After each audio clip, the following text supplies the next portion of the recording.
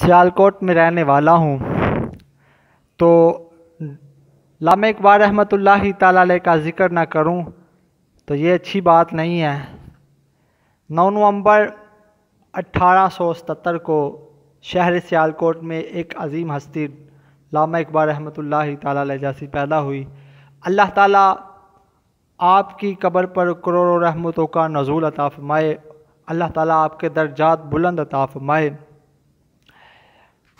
حکیم الامت، شاعر مشرق، عاشق رسول، حضرت علامہ ڈاکٹر محمد اقبال رحمۃ اللہ تعالیٰ علیہ، آپ کی شاعری کو سمجھنے کے لیے دل میں عشق رسول ہونا ضروری ہے۔ کسی نے علامہ اقبال رحمۃ اللہ تعالیٰ علیہ سے پوچھا، اے اقبال ذرا یہ تو بتا تیری شاعری میں تاثیر کس طرح آئی؟ اقبال کہنے لگا، نہ یہ میرا کمال نہیں ہے، میں محمد عربی کا غلام ہوں، میں ان پر درود پاک پڑھتا ہوں، درود پاک کی پڑھنے کی برکت سے اللہ تعالیٰ نے میری شاعری میں تاثیر عطا فرما دی۔ اقبال کی شاعری ساری ایک طرف اور یہ شعر ایک طرف۔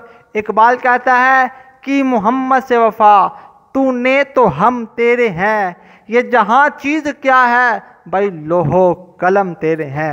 اقبال نے بڑی خوب بات کی۔ اقبال کہتا ہے، خودی کو کر بلند اتنا، ہر تقدیر سے پہلے خدا بندے سے پوچھے بتا تیری رضا کیا ہے۔ اور اقبال نے بڑا خوب شعر لکھا۔ اقبال کہتا ہے، ہزاروں سال نرگس اپنی بے نوری پہ روتی ہے، بڑی مشکل سے ہوتا ہے چمن میں دیداور پیدا۔